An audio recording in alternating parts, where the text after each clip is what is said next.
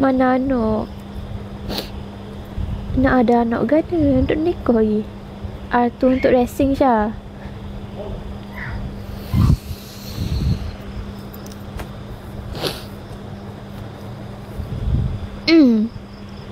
Salah orang nak gula-gula. Tupang van culik free. Dengan hok tukang colek tu penimpala lagi. Full pedal lalu. Semu ni agak-agak lah nak gula-gula pun.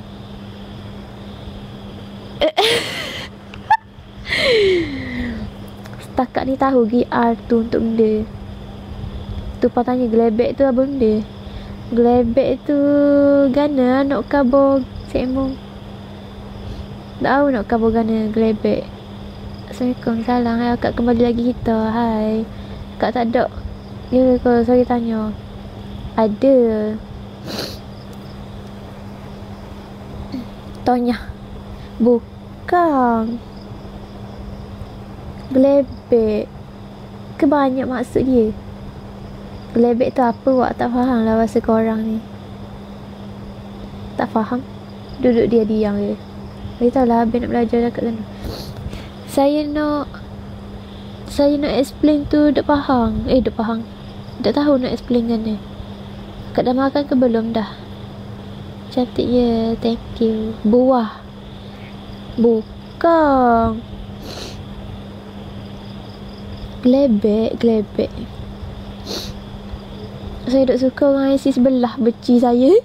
Siapa? Oh. Acah atek.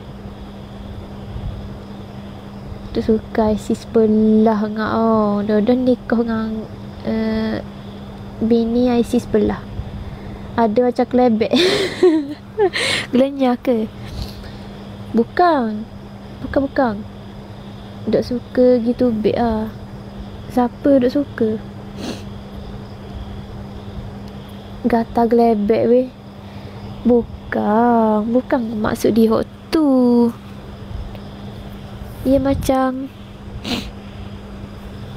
gana nak kabur gelebek nyeng gitu. Gelebek gana. Aduh lah. Buat apa gelebek habis ting ni? Dok kena ayat tu.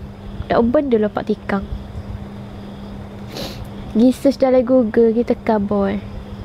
Gelebek buat demo. Kalau Kelantan panggil gelebek ni macam gundah. Gundah tu apa? Macam Shalom ni.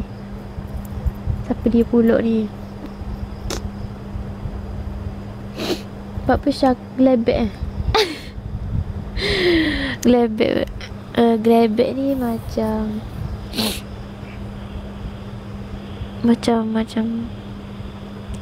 betul lah gelenya mek ganu belak celana tu Kelantan. Gelebek banyak lah maksud. Gedik. Bukan. Salang. Gundah ni macam cari lah. Gundah.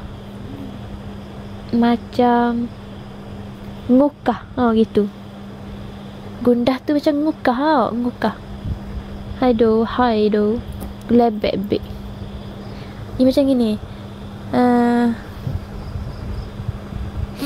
Gana.